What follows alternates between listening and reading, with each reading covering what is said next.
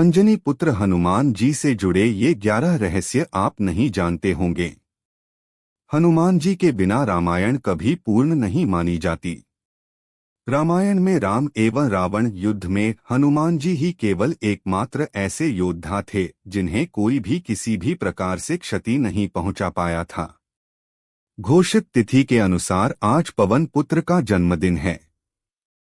भगवान राम के जन्मदिन के ठीक 6 दिन बाद रुद्र ने अपना 11वां अवतार हनुमान रूप में धारण कर लिया। प्रभु राम के परम भक्त हनुमान जी का जन्मदिन चैत्र महीने की पूर्णिमा तिथि को हनुमान जयंती के रूप में मनाया जाता है। हनुमान जी को कई देवी देवताओं ने वरदान स्वरूप शक्तियां दी हैं। अकेले देवी सीता ने उन्हें अष्ट सिद्धियां दी हैं। इंद्र और सूर्य जैसे देवों ने भी उन्हें प्रसन्न होकर कई शक्तियों का वरदान दिया है। ब्रह्मदेव ने हनुमान जी को 3 वरदान दिए थे, जिनमें एक वरदान ऐसा भी था जिसमें ब्रह्मास्त्र का असर भी उन पर नहीं होना शामिल है। हनुमान जी के पास ऐसी चमत्कारिक शक्तियां हैं कि वे मच्छर से छोटा और हिमालय से भी बड़ा रूप धारण कर सकते हैं। उनकी शक्तियों में रहस्य छुपे हुए हैं और यही कारण है कि हनुमान जी को रहस्यमयी भी माना गया है। रामचरितमानस में नहीं मिलती वाल्मीकि रामायण की ये कुछ रोचक और अनसुनी बातें। हनुमान जी के अनेकों रहस्य पुराणों में वर्णित हैं। आपको उनके कई रहस्यों में से 7 रहस्य के बारे में बताएं। भगवान राम के 6 दिन बाद जन्मे थे हनुमान जी।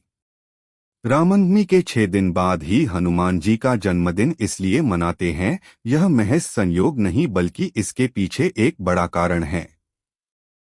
तुलसीदास जी ने हनुमान जी के बारे में लिखा है कि भीम रूप धरी असुर संहारे, रामचंद्र जी के काज संवारे। यानी राम जी सबके काम बनाते हैं, लेकिन उनके काम हनुमान जी बनाते हैं। यही कारण है कि राम जी के अवतार लेने के 6 दिन बाद ही रुद्र ने अपना 11वां अवतार हनुमान रूप में धारण कर लिया। 8,80,111 वर्ष पहले जन्मे थे। हनुमान पुराणों के अनुसार प्रभु श्री राम का जन्म त्रेतायुग और द्वापर युग के संधिकाल में हुआ था। सतयुग लगभग 17,28,000 वर्ष, त्रेतायुग 12,96,000 वर्ष, द्वापर युग 8,64,000 वर्ष और कलियुग 4,32,000 वर्ष का बताया गया है। कलियुग का प्रारंभ 3,102 ईसा पूर्व से हुआ था।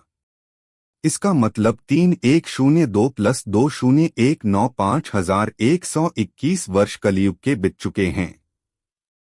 उपरोक्त मान से अनुमानित रूप से भगवान श्री राम का जन्म द्वापर के 8,64,000 प्लस कलियुग के 5,121 वर्ष 8,69,121 वर्ष अर्थात 8,69,121 वर्ष हो गए हैं प्रभु श्री राम को हुए। कहते हैं कि वे 11,000 वर्षों तक जिंदा वर्तमान रहे। परंपरागत मान्यता अनुसार द्वापर युग के 8,64,000 वर्ष प्लस राम की वर्तमानता के 11,000 वर्ष प्लस द्वापर युग के अंत से अब तक बीते 5,121 वर्ष कुल 8,80,111 वर्ष। अतएव परंपरागत रूप से राम का जन्म आज से लगभग 8,80,111 वर्ष पहले माना जाता है। और इसमें 6 दिन और जोड़ दिए जाएं तो वो हनुमान जी का जन्म माना जाएगा। हनुमान जी के पसीने का रहस्य। हनुमान जी के पसीने का रहस्य बहुत ही आश्चर्यजनक है। उनके पसीने से उनका एक पुत्र हुआ था। दरअसल हनुमान जी पूरी लंका को भस्म कर समुद्र में अपनी पूंछ की आग बुझाने और अपने शरीर के ताप को कम करने के लिए विश्राम कर रहे थे, तब उनके शरीर से टपका पसीना एक मादा मगरमच्छ ने निगल लिया। उनके पसीने की शक्ति से उनका एक पुत्र हुआ मकरध्वज। हनुमान जी के 108 नाम। हनुमान जी के 108 नाम है। संस्कृत में हर एक नाम का मतबल उनके जीवन के अध्यायों का सार बताता है। यही कारण है कि उनके नाम का जाप करने भर से हनुमत कृपा मिलती है। कल्प के अंत तक शरीर में रहेंगे। हनुमान जी को इंद्रदेव से इच्छा मृत्यु का वरदान मिला है, लेकिन भगवान श्री राम के निर्देशानुसार उन्हें कलयुग के अंत तक रहना ही है। भगवान राम के वरदान अनुसार कल्प का अंत होने पर उन्हें उनके सायुज्य की प्राप्ति होगी। सीता माता के वरदान के अनुसार वे चिरजीवी रहेंगे। रघुवीर श्रीमद्भागवत के अनुसार हनुमान जी कलयुग में गंधमादन पर्वत पर निवास करते हैं। माता जगदम्बा के सेवक है हनुमान जी। हनुमान जी भगवान श्री राम के साथ ही माता जगदम्बा के सेवक माने गए हैं, और जब माता चलती हैं तो आगे हनुमान जी चलते हैं और उनके पीछे भैरव बाबा। यही कारण है कि जहां भी देवी का मंदिर होता है वहां हनुमान जी और भैरव जी के मंदिर जरूर होते हैं। कहीं कहीं पर पवनपुत्र की गाथा माता वैष्णो देवी से भी जोड़ी जाती है। प्रभु पर ब्रह्मास्त्र भी है बेअसर। ब्रह्मदेव ने हनुमान जी को 3 वरदान दिए, जिसमें सबसे प्रमुख और शक्तिशाली वरदान था उन पर ब्रह्मास्त्र का असर न होना। ब्रह्मांड में ईश्वर के बाद यदि कोई एक शक्ति मानी गई है तो वह हनुमान जी को माना गया है। महावीर विक्रम बजरंगबली के समक्ष किसी भी प्रकार की मायावी शक्ति ठहर नहीं सकती है। सर्वप्रथम हनुमान जी ने लिखी थी रामायण। हनुमान जी ने हिमालय पर्वत पर रामायण अपने नाखूनों से उकेर कर लिखा था, लेकिन जब तुलसीदास अपनी रामायण हनुमान जी को दिखाने वहां पहुंचे तो उनकी रामायण देख वह दुखी हो गए, क्योंकि वह रामायण बहुत ही सुंदर लिखी गई थी और उनकी रामायण उसके आगे फीकी लगी। हनुमान जी ने जब तुलसीदास के मन की बात जानी तो वह अपनी लिखी रामायण को तुरंत ही मिटा दिए। ये थे पवनपुत्र के गुरु और यहीं जन्मे थे वह। यूं तो हनुमान जी ने कई गुरुओं से शिक्षा ग्रहण की थी, जैसे सूर्य, नारद मुनि, लेकिन इनके अलावा उन्होंने ऋषि मातंग से भी शिक्षा ग्रहण की थी। ऋषि मातंग सबरी के भी गुरु थे और ऐसा माना जाता है कि हनुमान जी का जन्म भी ऋषि मातंग के आश्रम में ही हुआ था।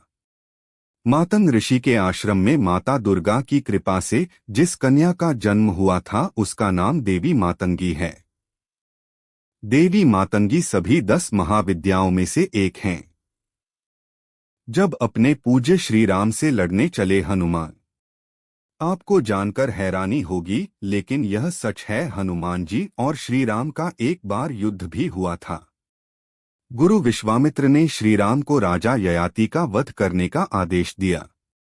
राजा ययाति अपने प्राण की रक्षा के लिए हनुमान जी की माता अंजना के शरण में गया तथा उनके द्वारा हनुमान जी से यह प्रण करवाया कि वे राजा ययाति की श्री राम से रक्षा करेंगे। माता के आदेश पर हनुमान जी प्रभु राम से राजा ययाति की रक्षा करने गए। हनुमान जी ने किसी अस्त्र शस्त्र से लड़ने के बजाय प्रभु राम के नाम का जप करना शुरू कर दिया। राम ने हनुमान जी पर जितने बाण चलाए वे सभी व्यर्थ गए। अंत में विश्वामित्र सहित सभी हनुमान जी की राम के प्रति श्रद्धा भक्ति देखकर आश्चर्यचकित रह गए और विश्वामित्र ने राम को युद्ध रोकने का आदेश देकर राजा ययाति को जीवन दान दिया। भाई थे हनुमान और कुंती पुत्र भीम। श्री राम का जन्म 5111 ईस्वी पूर्व हुआ था। हनुमान जी का जन्म श्री राम के जन्म से कुछ वर्ष पूर्व हुआ था। इसी तरह श्री कृष्ण का जन्म 3112 इससे पूर्व हुआ था। इस मान से भीम का जन्म श्री कृष्ण के जन्म से कुछ वर्ष पूर्व हुआ था। हनुमान जी और भीम के जन्म में लगभग 2002 वर्षों का अंतर आता है। ऐसे में आप सोचेंगे कि आखिर वह दोनों भाई कैसे हुए। दरअसल हनुमान जी पवन पुत्र हैं और कुंती को भीम भी पवनदेव के आशीर्वाद से प्राप्त हुए थे। इस मान से दोनों के पिता एक ही है। इस तरह भीम को भी पवन पुत्र कहा जाता है। वह दोनों ही अत्यधिक शक्तिशाली थे। कहा जाता है कि भीम के पास 1000 हाथियों का बल था। महाभारत काल में उनके समान शक्तिशाली योद्धा उनके बाद सिर्फ उनका पुत्र था।